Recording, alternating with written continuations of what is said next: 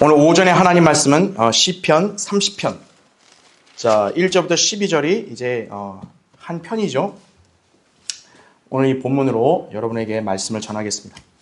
이 다윗의 여기 시에는 자기 어떻게 보면 생애 가운데 참 하나님의 은혜가 얼마나 넘쳤는지를 다윗이 알고 이렇게 감사를 드리는 시입니다.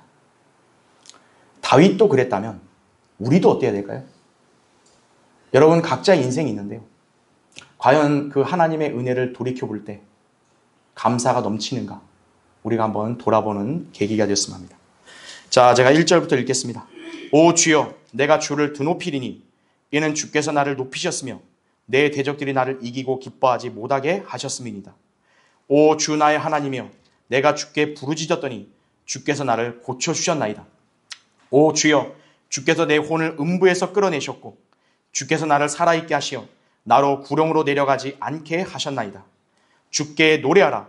오 너희 그의 성도들아, 그의 거룩하심을 기억하여 감사를 돌릴지니 그의 진노는 한순간이어도 그의 은총은 평생임이라. 밤새도록 울음이 지속될지라도 아침이면 기쁨이 오리로다. 내가 번영 가운데 말하기를 내가 흔들리지 아니하리라 하였노라. 주여, 주께서 주의 은총으로 내 산을 굳게 서게 하셨으나 주께서 주의 얼굴을 숨기셨으므로 내가 번민하였나이다. 오 주여, 내가 주께 부르짖고 내가 주께 간구하였으니 내가 구덩이로 내려갈 때 나의 피에 무슨 유익이 있으리까? 진토가 주를 찬양하리까? 그것이 주의 진리를 선포하리까? 오 주여, 들으시고 나에게 자비를 베푸소서. 주여, 나를 돕는 분이 되소서. 주께서 나를 위하여 나의 슬픔이 춤이 되게 하셨으며 주께서 나의 베옷을 벗기시고 기쁨으로 띠를 둘러주셨나이다. 이는 나의 영광이 주께 찬송하며 잠잠치 않게 하려 하심이라. 오 주 나의 하나님이여, 내가 주께 영원히 감사드리리이다. 그렇죠? 감사가 넘치는 성도의 삶, 이 제목으로 여러분에게 말씀을 전하겠습니다. 이 세상을 살아가는 사람들이 자신의 인생에 대해 느끼는 관점은 크게 두 가지가 있습니다. 하나는 자신의 현재 주어진 삶에 만족하고 늘 감사함을 느끼며 살아가는 사람들이 있는 반면에, 또 한 부류는 현재 자신의 처지에 대해 굉장히 불만족스러워하며 늘 불평, 불만을 늘어놓는 사람들이, 세상이 아주 원망스러운 거죠. 이 사람은. 그렇죠? 우리는 주변에서 이러한 두 부류에 대조되는 사람들을 많이 목도했을 것입니다. 감사하고 불평은 여러분이 별개로 보면 안 되고요, 평행선상에 있는 거예요. 한없이 감사할 것들을 생각하면 감사하다는 고백이 절로 나오지만 한없이 불평, 불만을 하게 되면 한도 끝도 없다는 사실이에요. 관점을 어떻게 갖냐에 달리는 거죠. 그렇죠? 하나님께서 성도들에게 바라시는 삶의 형태는 무엇입니까? 불평, 불만이 아니라 늘 감사가 넘치는 삶입니다. 온전히 하나님을 믿고 신뢰한 사람들은 현재 닥친 어려운 상황 자체가 아니라 자신의 생애 가운데서 늘 자신을 돌보신 하나님께 감사와 찬양을 드리기 마련입니다. 반면 하나님을 온전히 신뢰하지 못하는 사람은 자신의 삶에 좋은 일이 있을 때만 감사하다고 고백을 할 뿐, 그 외의 생애 전반적으로는 불평과 원망만 늘어놓고 자신의 신세를 한탄하는 가운데 결국 하나님에게서 돌이켜서 세상으로 가버리는 것이에요. 믿음을 저버리는 거죠. 여러분, 이 불평불만이라는 것은 이 고귀한 신앙을 다 이렇게 훼손시킬 수 있다는 사실을 아셔야 됩니다. 하나님을 온전히 신뢰하고 그분을 따른 사람들은요, 늘 그들의 삶 속에 감사와 찬양이 넘쳐나서 온전히 하나님께 영광을 돌리며 살았습니다. 신구약에서 대표적인 인물을 고르라면 구약에서는 다윗이라고, 신약에서는 사도 바울입니다. 다윗의 파란만장한 그런 생, 늘 위험이 도사렸죠. 그렇죠. 그럼에도 자신의 생에 베풀어 주신 주님의 은혜를 알았기에 항상 감사와 찬양이 넘치는 삶을 살았습니다. 그 결과가 무엇인가요? 찬송 시인 시편을 많이 기록했죠. 다윗이. 그렇죠? 그것만 봐도 알 수 있는 거예요. 한편 사도 바울은 어떻습니까? 우리와 동일한 예수 그리스도를 믿는 사람이었어요. 그런데 그가 받은 고난은 얼마나 극심했던지요. 삶의 절망에까지 이르렀다고 그렇게 고백을 했다고. 고린도서 1장 8절에. 그뿐만 아니라 자기 눈에 사탄의 가시까지 박혀버렸죠. 다른 건 몰라도 가시만 좀 제거해달라고 기도했는데 그마저도 하나님은 노라고 응답하신 거예요. 너는 가시가 있어야 돼요.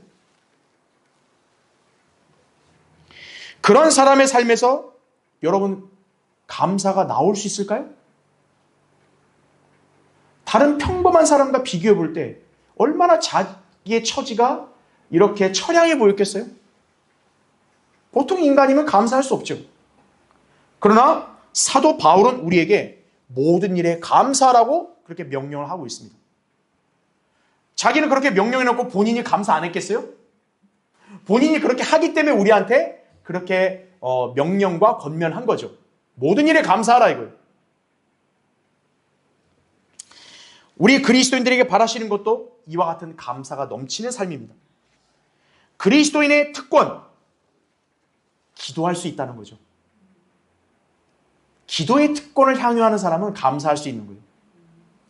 빌립보서 4장 6절에 너무나 유명한 말씀이죠. 아무것도 염려하지 말고 다만 모든 일에 기도와 간구로 너희의 구하는 것들을 감사함으로 하나님께 알려지게 하라 이거예요.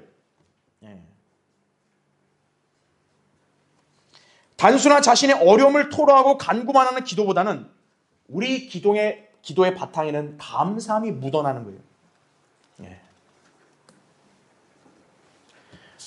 감사가 넘치는 성도의 삶을 살 때만이 그 사람의 기도가 온전히 하나님께 상달이 되는 것입니다. 그렇기 때문에 지금 현재 여러분의 기도의 그런 성격이 어떤가를 잘 보셔야 돼요. 감사함으로 기도하는 성도 안에는 평강이 자리 잡을 수 있다고 약속하셨습니다. 모든 지각을 초월하신 하나님의 평강이 그리스도 예수 안에서 너희 마음과 생각을 지키시리라 이거예요. 이러한 원칙을 잘 준수했던 구약의 훌륭한 성도 다윗의 그런 시를 통해 우리는 교훈을 배울 수가 있는 것이에요. 다윗이 이렇게 찬송하며 노래하는 시들은 많이 있는데 오늘 본문은 다윗 왕이 궁을 봉헌하면서 주님께 영원히 감사를 드리라고 노래하는 말씀입니다.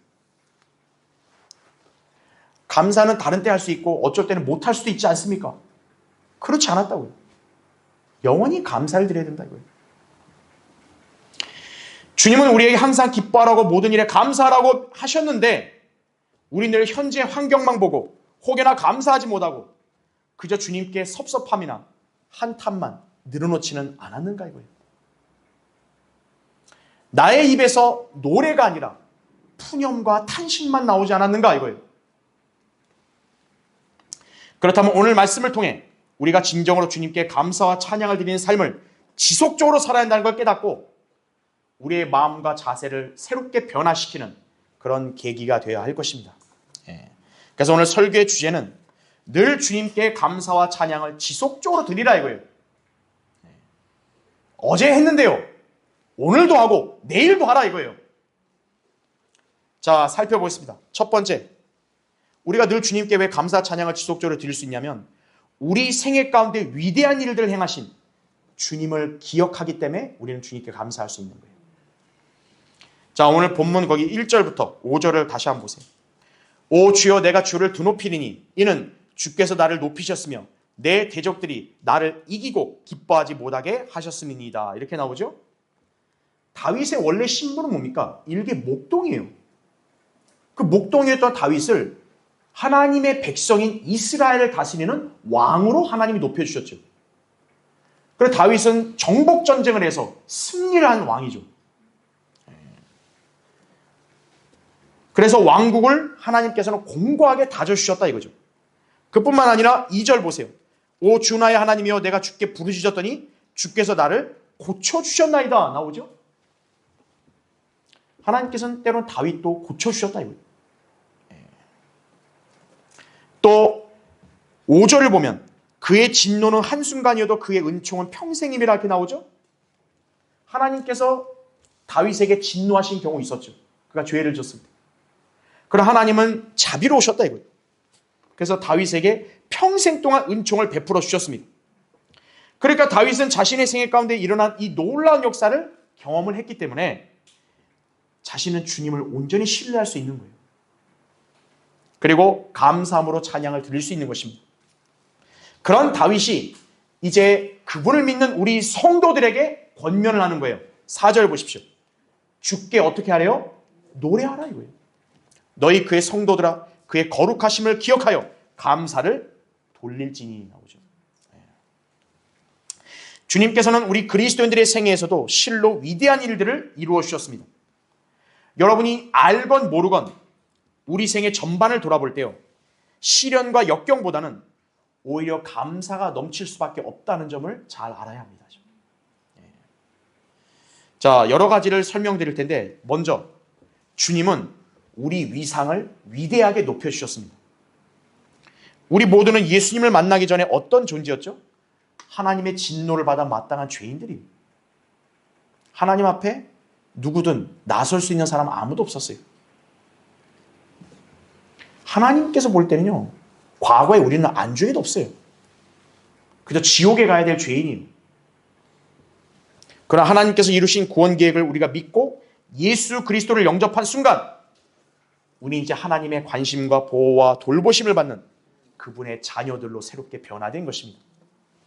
누구든지 그를 영접한 사람들에게는 하나님의 아들들이 되는 권세를 주셨으니 즉 그의 이름을 믿는 사람들에게니라 하죠. 그들은 혈로나 육신의 뜻으로나 또한 사람에게서 나지 아니하였고 하나님에게서니라 이거죠.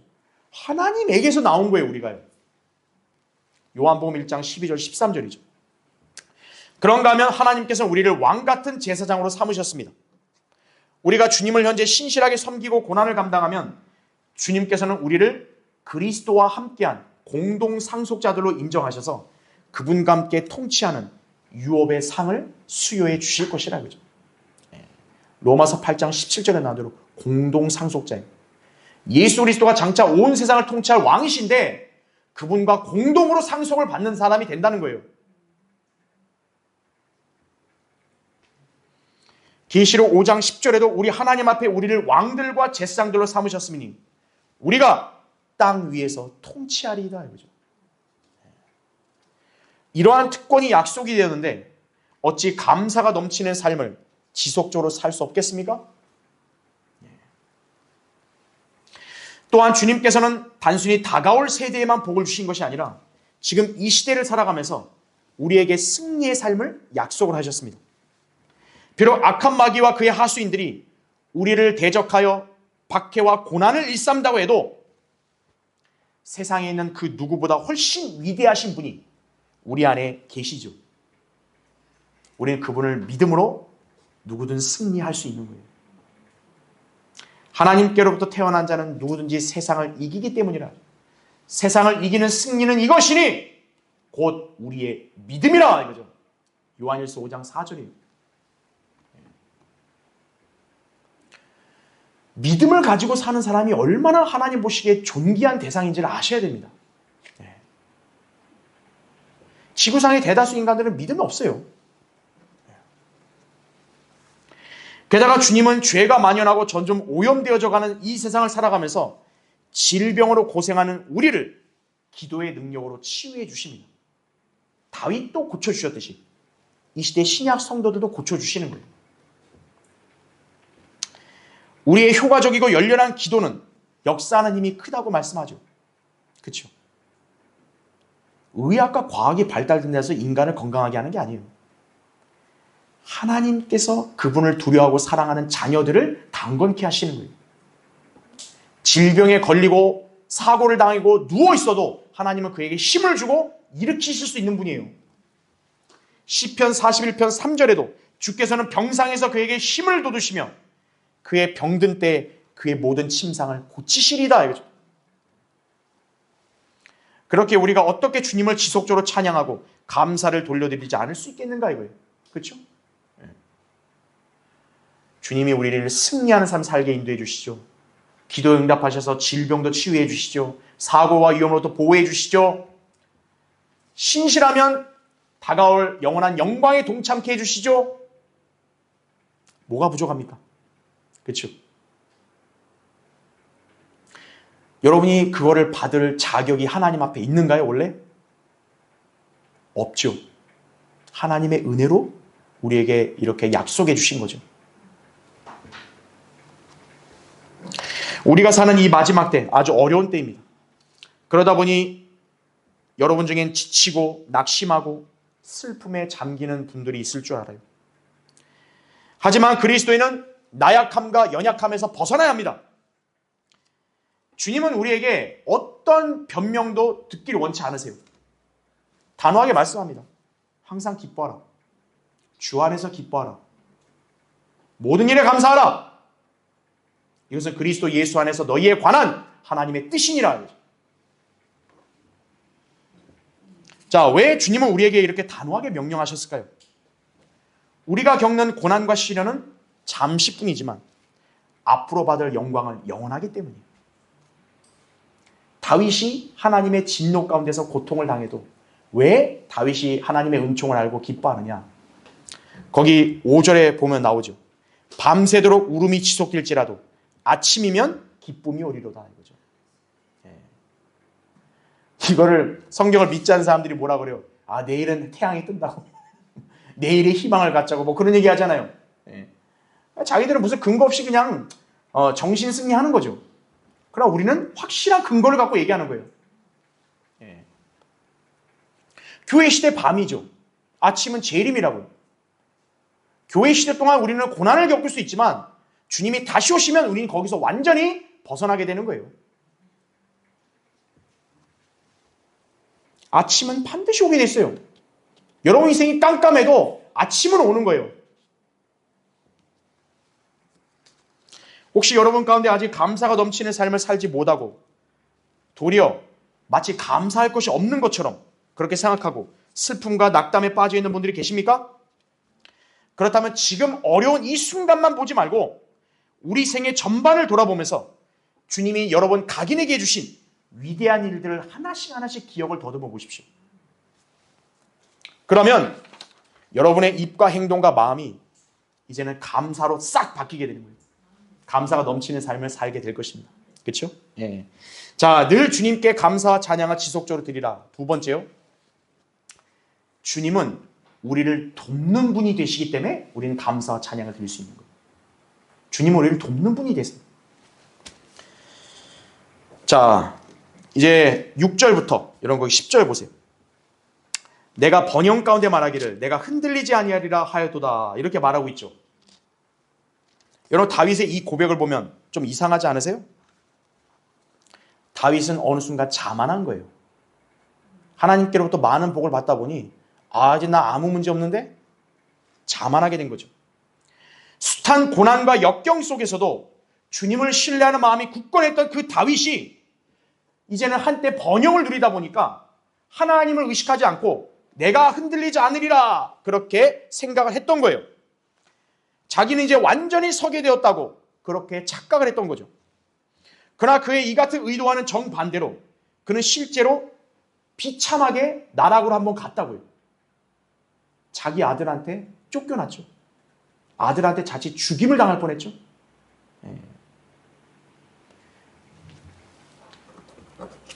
아주 온갖 모욕을 당했다고. 그래서 성경은 우리에게 무엇을 경고합니까? 서 있는 줄로 생각하는 사람은 넘어지지 아니하도록 주의하라 이거예요. 하나님의 은혜와 도우심을 받아 삶을 잘 살고 있다 해서 자만하면 안 돼요. 마치 본인은 뭐 괜찮고 아무 문제 없다고 그렇게 착각하는 순간 이제 마귀가 공격을 시작하는 거예요. 다윗의 경험을 통해 여러분도 교훈을 배우셔야 돼요. 다윗은 한순간의 자만으로 과거에 하나님만을 신뢰했던 그 마음이 느슨해지자 마귀의 유혹과 속임수에 넘어가서 극악한 죄를 저지르고 말았습니다. 그 순간 하나님께서는 예전에 고난받던 다윗을 도우셨던 손길을 잠시 걷었어요. 그래서 다윗이 7절에 뭐라고 고백하냐? 하나님이 자기에게 얼굴을 숨겼다고 나온 거예요. 자만하면요, 하나님이 그 사람에게서 숨어버리시는 거예요. 하나님이 여러분에게 숨어버리면 여러분 하나님 없이 홀로 살아갈 수 있어요?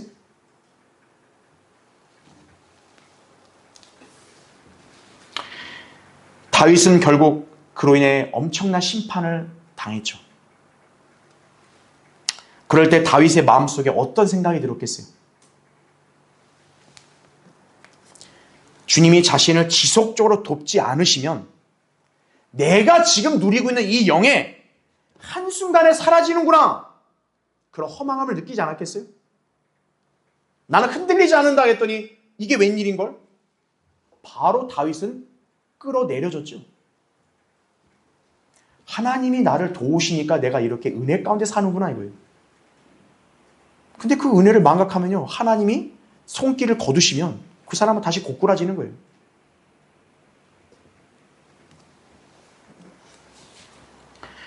그래서 다윗이 주님께 간곡히 부르짖은 거예요, 다시. 결국 주님은 다윗이 회개하고 부르짖으니까 다윗을 다시 도우시죠. 본래 자리로 돌아오게 하셨습니다. 다윗은 다시 한번 주님의 도우심을 힘입을 수 있게 되었고, 그러나서 이제는 주의 얼굴을 더 간절히 찾고 자신을 떠나지 말기를 그래서 기도할 수 있었던 거예요. 그래서 시편 27편 9절에도 주의 얼굴을 내게서 숨기지 마시고 주의 종을 노하심으로 버리지 마소서. 주께서 나의 도움이 되셨으니 오 내 구원의 하나님이여 나를 떠나지 마시고 나를 버리지 마소서.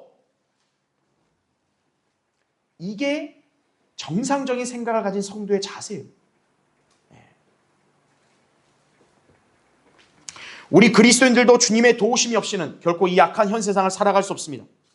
세상은 주 예수 그리스도와 그분을 믿는 성도들을 미워합니다. 여러분은 세상이 여러분에게 잘 대해줄 거란 착각을 하시면 안 돼요. 여러분이 알았든 몰랐든 성경대를 믿는 그리스도인으로서 진리의 대열에 들어온 순간 여러분과 마귀는 대적 관계가 된 거예요. 그렇게 주님을 신실하게 섬기는 사람은 박해와 고난을 받을 수밖에 없습니다. 실로 그리스도 예수 안에서 경건하게 살고자 하는 모든 사람은 박해를 받을 것이라요. 디모데후서 3장 12절이죠. 자, 그렇다면 박해를 받긴 받는데 그럼 어떻게 해야 될까요? 박해를 이겨내고 승리해야죠. 어떻게 우리가 승리하나요? 주님의 도우심으로 승리하는 거예요. 그렇죠? 주님께서 여러분의 삶을 항상 돌보시고 인도하시고 위기의 순간마다 여러분을 도우신다는 사실을 잊으면 안 돼요. 마치 여러분 혼자서 뭘 해야 되는 것처럼 착각하면 안 됩니다. 여러분을 도우시는 그 주님을 안다면 여러분은 이 땅에서 주님을 지속적으로 섬기고 주님께 밀착하고 또 주님께 온전한 감사와 찬양을 드리는 삶을 살아야 마땅하다 이거죠. 그렇죠? 주님은 우리가 삶을 사는 데 있어 힘을 돋워 주십니다. 어려운 일이 닥칠 때마다 여러분은 그분의 보좌로 즉각 나아가면 도우심의 은혜를 받을 수 있다고 그렇게 우리에게 약속하셨죠. 히브리서 4장 16절에 우리가 은혜의 보좌로 담대히 나아가자. 이는 우리가 자비를 얻고 필요한 때에 도우시는 은혜를 발견하기 위함이라 말씀하는 거예요. 여러분은 왜 기도하십니까? 여러분 왜 시선을 하늘에 두십니까? 도우심이 필요하니까 그런 거예요. 하나님께서 귀찮다고 말씀하신 적이 없어요. 내가 널 도와주랴? 예, 그럼 와라 이거예요. 그런데 인간은 그거는 가급적 안 하려고 하는 거예요. 오히려. 그냥 내가 좀 해보겠습니다. 그러다 낭패를 당하죠. 우린 이 승리의 약속이 주어졌기 때문에 그래서 항상 감사하며 주님을 찬양할 수 있는 것이 여러분이 감사가 넘치는 삶을 살려면 역설적이게도 여러분이 주님의 도우심을 더 많이 받고 살아야 돼요. 그래야 더 감사가 넘치죠. 주님의 도우심을 겸양하는 사람은요 감사가 없어요. 그렇지 않겠습니까? 오히려 여러분이 주님의 도우심을 더 많이 경험을 해야 더 주님의 은혜를 알고 더 감사하게 되는 거죠. 도우심 받는 거를 내가 너무 주님께 무한합니다. 그건 자기의 착각이에요.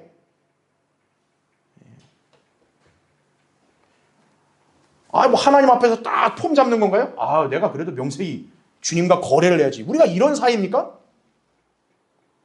우리 주님께 매달려도 모자랄 사람들이에요.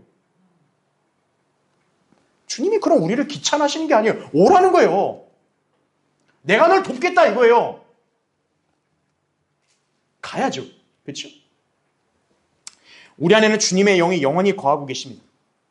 구원받는 그 순간 주님은 우리의 몸을 거처로 삼으셨고 영원히 함께 사십니다. 그래서 우리와 함께 항상 동행하시고 지키시고 돌보신다고 약속을 하는 거예요. 주님은 하늘에 있잖아요.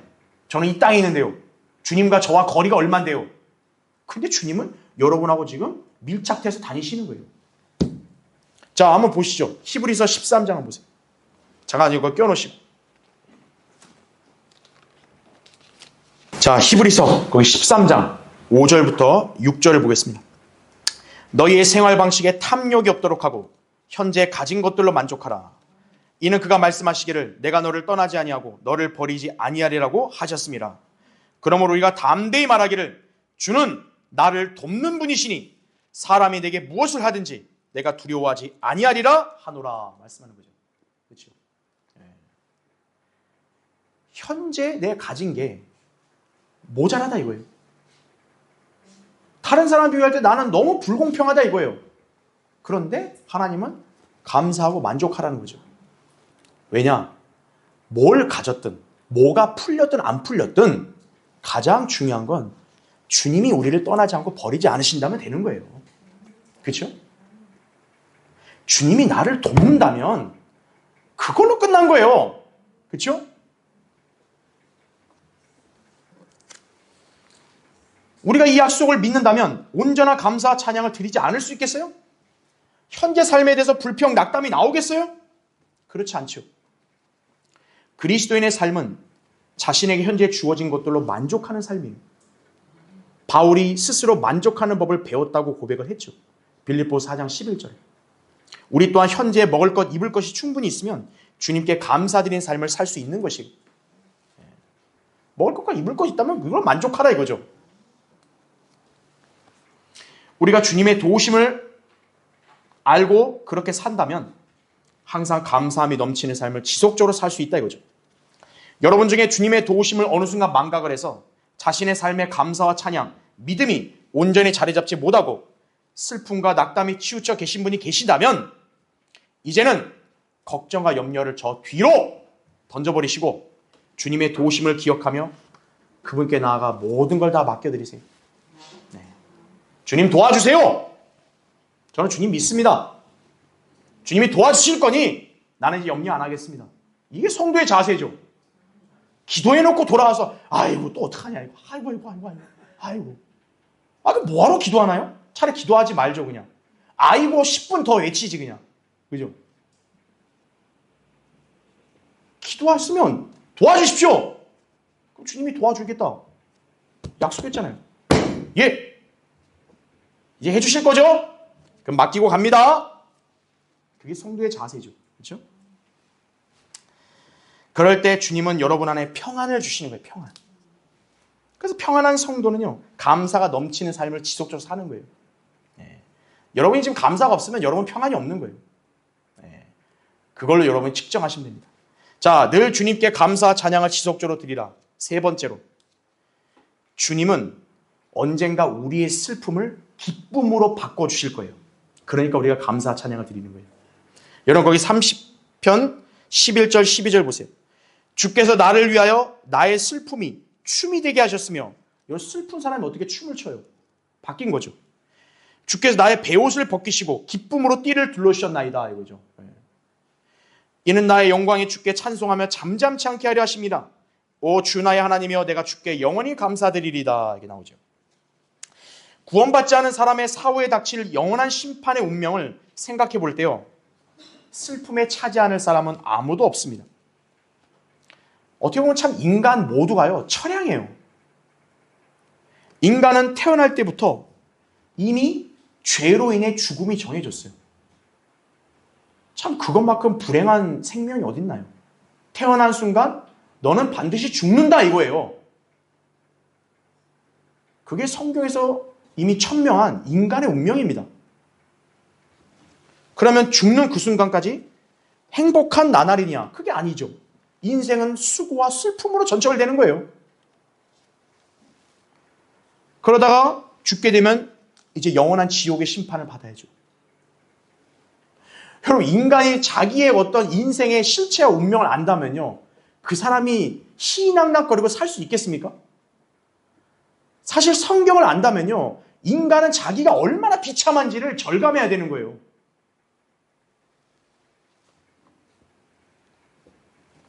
그런데 이 점을 모르는 이 세상의 대다수 이 무식한 인간들은 지금도 희낙낙거리고 쾌락을 즐기며 살고 있다 이거죠. 게임하고 주식하고 코인하고 노름이나고 그리고 술과 유흥이나 즐기고 한심한 사람들이에요. 우리가 그런 사람들한테 복음을 전하면 어때요? 농담으로 여기면서 오히려 우리를 정신병자 취급을 하고 있어요. 본인들이 정신이 이상한 건데 우리를 정신병자 취급을 해요. 얼마나 답답합니까? 그래서 구원받지 않은 죄인들은 제정신이 아닌 사람들이에요. 하지만 우리는 어떻습니까? 우리는 그런 비참한 상황을 다 인지했기 때문에 우리는 예수 그리스도를 찾은 거예요. 예수 그리스도를 우리의 구주로 믿은 거예요. 그래서요. 왜냐? 예수 그리스도를 믿지 않으면 나는 비참하다는 걸 아니까요.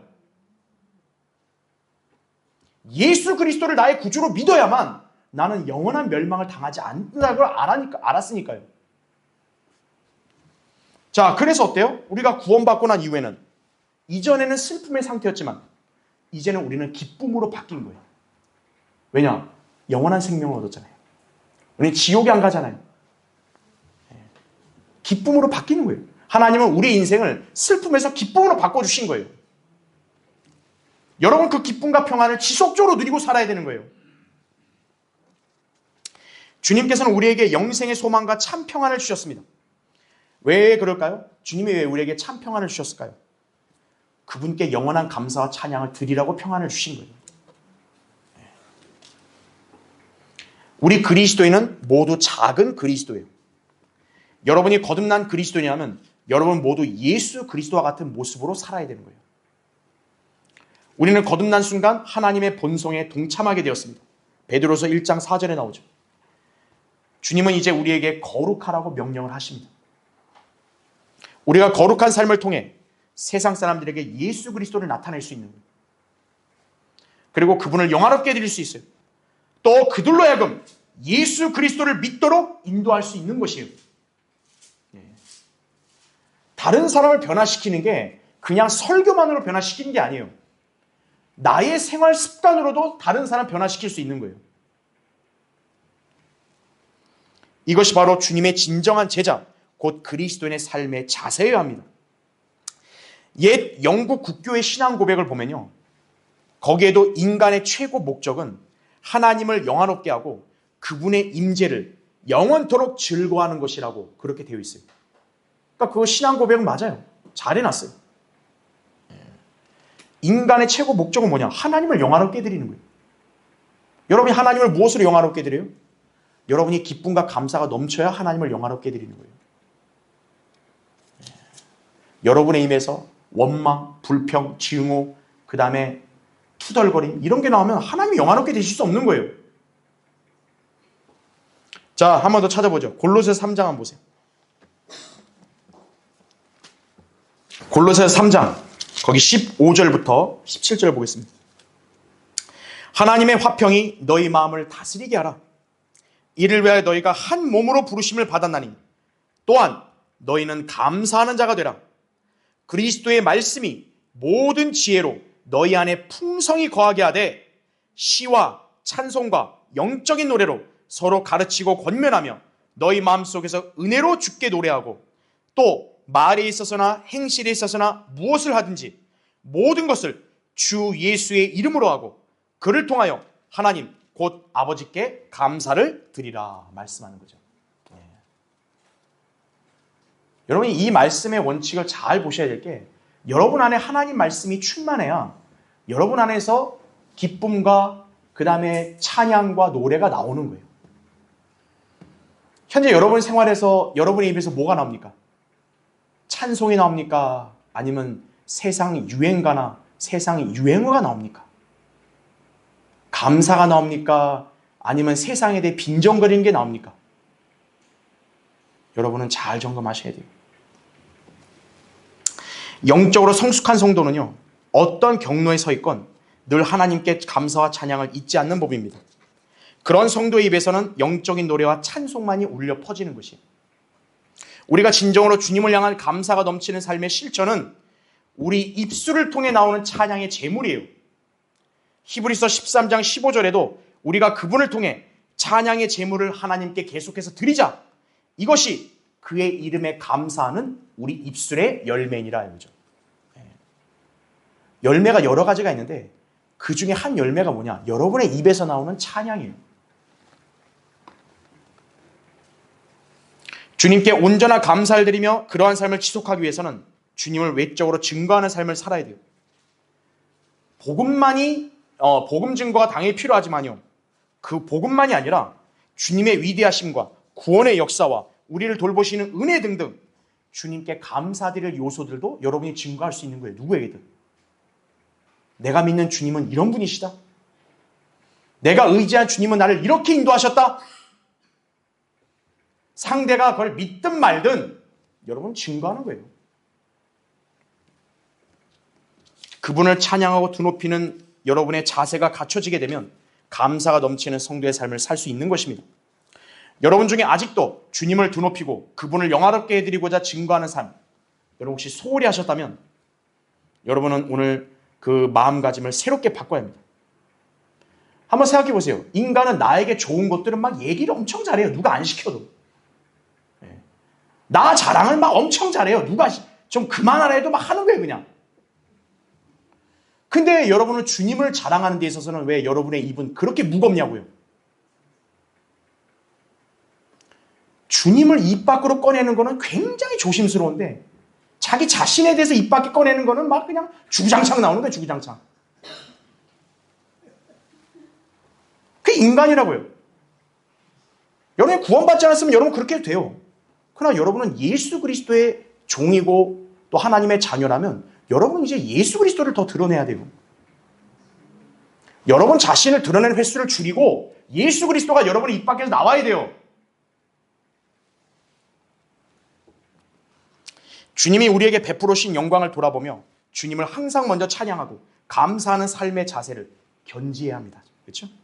시편 146편 2절에도 내가 살아있는 동안 주를 찬양할 것이고 내가 존재하는 동안 나의 하나님을 찬송하리로다. 그렇죠? 자, 결론을 맺겠습니다. 알렉산더 화이트 목사님이라는 분이 계셨어요. 이분은 항상 모든 일에 하나님께 감사드리는 분이었어요. 그래서 평소에요. 하나님 감사합니다. 오늘도 좋은 날씨를 주셔서 감사합니다. 이렇게 외치면서 주일 설교를 시작하곤 했습니다. 물론 그 목사가 있는 곳에 항상 날씨가 좋았던 게 아니에요. 어느 날 갑자기 폭풍과 몰아칩니다. 그러자 한 성도가 이런 의문을 품었어요. 야, 오늘같이 지독한 날씨에 그 목사님 과연 감사하다는 말이 나오는가 한번 보자. 이 성도가 그렇게 딱 주시했다 이거죠.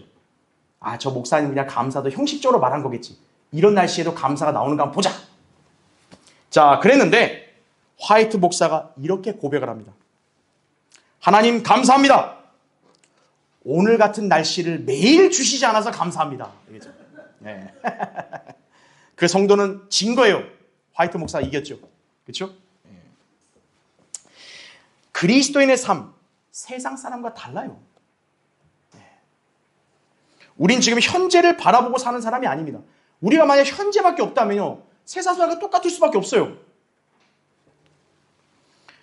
또한 우리가 바라는 일들만이 생겨서 감사하다고 외치는 사람들이 아니에요. 네. 아, 자기한테 좋은 일만 냅다 생기면 누가 감사하네요? 다 감사하죠. 매튜 헨리 목사의 고백처럼요, 가장 어려울 때도 감사해야 하는 것, 이것이 진정한 그리스도인의 감사가 넘치는 삶이라 얘기한 거예요. 진정한 감사는 가장 어려울 때 나오는 감사여야 돼요. 네. 이러한 삶을 살기 위해서는 우리 믿음이 한층 더 성장해서 성숙한 그리스도인으로 변화되어야 돼요. 예. 의젓한 자녀가 부모를 흐뭇하게 하는 말을 하는 거죠. 철딱서니 없는 자녀는 맨날 때만 쓰죠. 하나님 앞에서 철딱서니 없는 자녀가 되면 안 돼요. 예. 주님은 왜 뭘 안 주고, 주님은 저 성도는 주는데 나는 안 주고, 나는 이렇고 요렇고.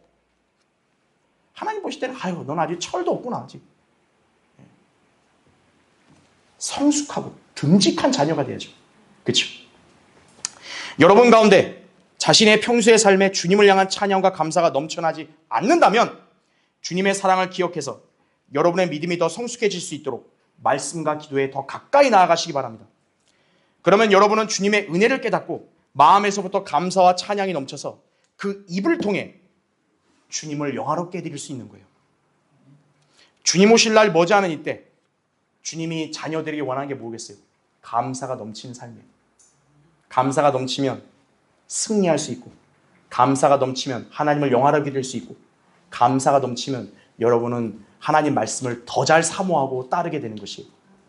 여러분 모두가 오늘 그런 삶을 사는 계기가 되기 바랍니다. 자, 기도하겠습니다. 예.